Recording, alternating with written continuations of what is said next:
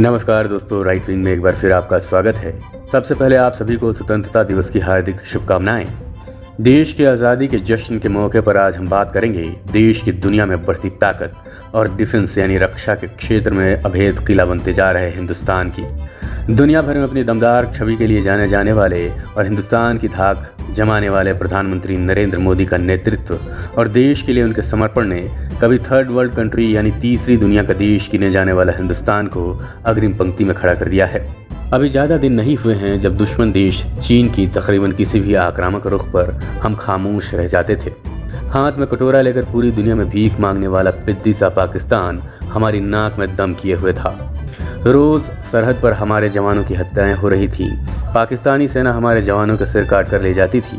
जम्मू कश्मीर में आतंकवाद और अलगाववाद का जहर चरम पर था। देश की राजधानी दिल्ली से लेकर तकरीबन हर बड़े शहर में आतंकी हमले होते थे। अलगाववाद, आतंकवाद और उग्रवाद को अपनी अपनी सीमा से लगे हिंदुस्तान के क्षेत्र में चीन पाकिस्तान खूब खाद पानी डालते थे। सदियों पुराना दोस्त रूस मुंह मोड़ने लगा था। पाकिस्तान को अपनी गोद में लेकर लोरी सुनाने वाला अमेरिका हिंदुस्तान को धौंस दिखाता था। बदहाली, कंगाली, दरिद्रता और आतंकवाद का आका देश पाकिस्तान दो दुश्मनों चीन अमेरिका को एक साथ साध कर हिंदुस्तान की नाक में दम किए हुए था। गल्फ कंट्रीज दुश्मन होते जा रहे थे। यूरोप भी आंखें दिखा रहा था। बहरहाल वक्त बदला, हालात बदले, हिंदुस्तान की जनता का मूड बदला और बदल गई देश की राजनीति। इस बीच 2014 में मोदी सरकार आई और उसने देश की विदेश नीति से लेकर देश की दिशा सुधारने के लिए आक्रामक तरीके से प्रयास शुरू किए। हिंदुस्तान में निज़ाम बदल गया, लेकिन अनबड़ हो चुके पाकिस्तान की बुद्धि नहीं बदली। उसने एक बार फिर उरी में आतंकी हमले करवाए और उसके बाद जो हुआ वो पाकिस्तान को न सिर्फ सबक दे गया बल्कि सर्जिकल स्ट्राइक और एयर स्ट्राइक के बाद जो पड़ोसी देश की जान हलक में अटकी वो आज तक बाहर नहीं निकल पाई है। इसी बीच पाकिस्तान के साथ दोस्ती निभाने के लिए चाइना ने हिंदुस्तान के पूर्वी क्षेत्र डोकलाम में भूटान की ज़मीन पर कब्जे की कोशिश की, जहां हिंदुस्तान ने अपना अंगद वाला पांव जमा दिया। भारत के भौगोलिक और रणनीतिक लिहाज से डोकलाम बेहद अहम है। बावजूद इसके कि वो भूटान की ज़मीन थी जिस पर चीन ने कब्जा करने की कोशिश की, लेकिन हिंदुस्तानी सेना उसके सामने अड़ गई और चीन ठिठकने को मजबूर हो गया। संभवतः 1962 की चीन से लड़ाई और हार के बाद ये पहला मौका था जब हिंदुस्तान ने चीन की चुटिया पकड़कर पीछे ढकेल दिया। दशकों बाद मिले करारा जवाब से चीन तिलमिला गया। मुस्कुराकर ढाई चाल की नीति से तमाम पड़ोसी देशों की ज़मीन हड़पने में जुटे चीन को पता चल गया था कि हिंदुस्तान का निज़ाम, देश की विदेश नीति और पड़ोसी दुश्मनों से निपटने का हिंदुस्तान ने अंदाज बदल दिया है। चूँकि चीन को खींच मिटानी थी, वो मौके की तलाश में था। सो गलवान में वो हिंदुस्तानी सीमा में घुसने की हिमाकत कर बैठा। उसके बाद क्या हुआ सबको पता है। चीनी सेना को हिंदुस्तानी फौज ने पीछे धकेल दिया। इस संघर्ष में भारत के जवान शहीद हुए, लेकिन हर बार अपना जख्म छुपाने की नीति अपनाने वाले चीन को इस बार गहरा घाव मिला।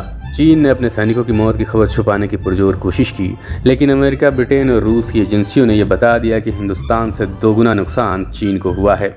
चीन को लगा कि उसके आक्रामक रुख और धमकियों से हिंदुस्तान डर जाएगा, लेकिन हुआ उसके उलट।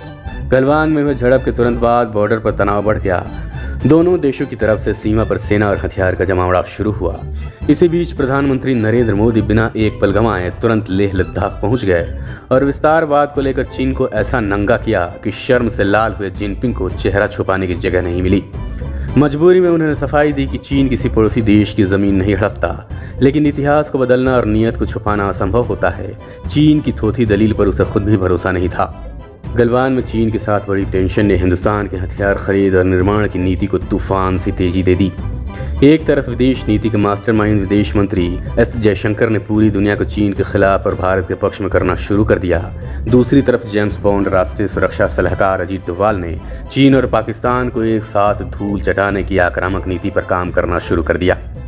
हिंदुस्तान ने इमरजेंसी में अपने पक्के दोस्त इजराइल से हाईटेक हथियार खरीदने शुरू कर दिए। रूस से बेजोड़ S-400 air defence missile system की खरीदी को रफ्तार दी गई। फ्रांस से दुनिया का सबसे बेहतरीन हाईटेक फाइटर जेट राफेल की खरीदी जल्दी की गई। अमेरिका अपना हर हथियार, हर फाइटर जेट और तमाम तकनीकी आज हिंदुस्तान को देने को तैयार है। इससे पहले अमेरिका ने अपने इतिहास में अपनी डिफेंस तकनीकी किसी भी देश से साझा नहीं की है। दुनिया की सबसे बड़ी और सबसे आधुनिक अमेरिकी डिफेंस उपकरण बनाने वाली जनरल इलेक्ट्रिक्स से भारत के साथ तकनीकी साझा करने का समझौता हुआ। अब जनरल इलेक्ट्रिक्स हिंदुस्तान के साथ मिलकर फाइटर जेट का इंजन बनाएगी और भारतीय फाइटर जेट बनाने वाली कंपनी हिंदुस्तान एरोनॉटिक्स GE के साथ मिलकर स्वदेशी फाइटर जेट तेजस के लिए हाईटेक 5वीं और 6वीं पीढ़ी के लड़ाकू विमान बनाएगी। हिंदुस्तान एक तरफ जमीन पर भारत को अभेद किला बनाने के लिए दुनिया के तमाम आधुनिक हथियार खरीद रहा है, स्वदेशी तकनीक से निर्माण कर रहा है। दूसरी तरफ fighter jet, drone, air defence system, attack helicopter के स्वदेशी निर्माण में जुटा है। वहीं तीसरी तरफ समंदर का सिकंदर बनने के लिए नेवी प्रोजेक्ट 75 के तहत 75 डीजल इलेक्ट्रिक पनडुब्बियों के निर्माण में जुटा है, जबकि परमाणु पनडुब्बियां एयरक्राफ्ट कैरियर का बेड़ा मजबूत करने के लिए तेजी से काम किया जा रहा है। इतना ही नहीं, हिंदुस्तान दुनिया का सबसे बड़ा हथियार खरीदार से अब हथियार बेचने वाला देश बनने की दिशा में कदम बढ़ा चुका है।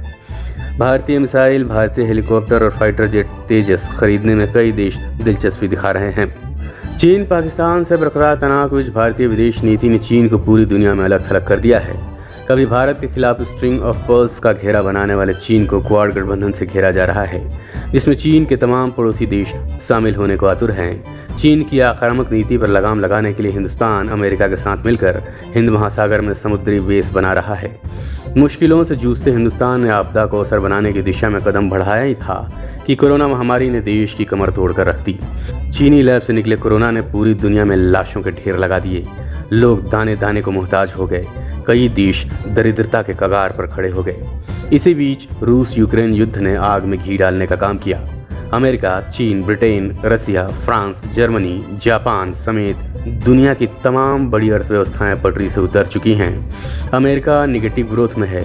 चीन की तानाशाही सरकार की देश की सबसे बड़ी कंपनियों पर की गई ताबड़तोड़ कार्रवाई, उससे पहले कोरोना और उसके बाद रूस यूक्रेन युद्ध ने चीनी अर्थव्यवस्था में तेजी से गिरावट दर्ज की जा रही है।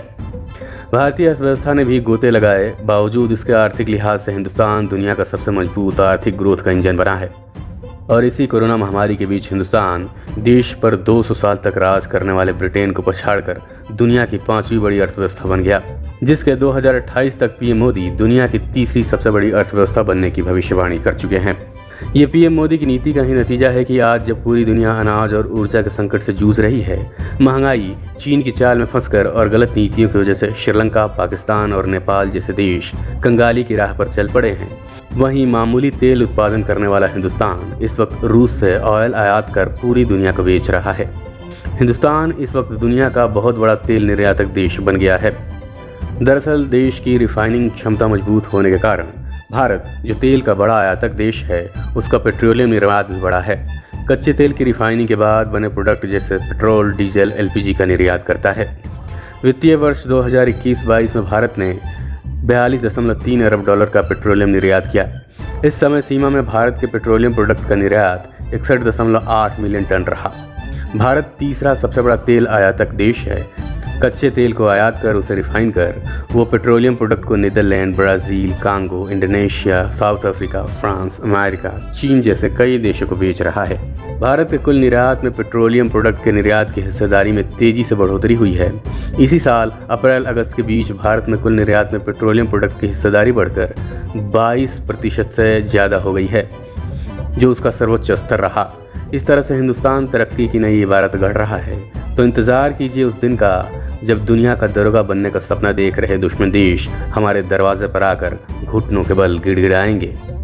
हमारी इस रिपोर्ट में इतना ही। अगर आपको हमारा ये वीडियो पसंद आया हो तो इसे लाइक करें। अभी तक आपने हमारे चैनल को सब्सक्राइब नहीं किया है तो सब्सक्राइब करें। हमारी हर रिपोर्ट को देखने के लिए बेल आइकन का बटन ज़रूर दबाएं।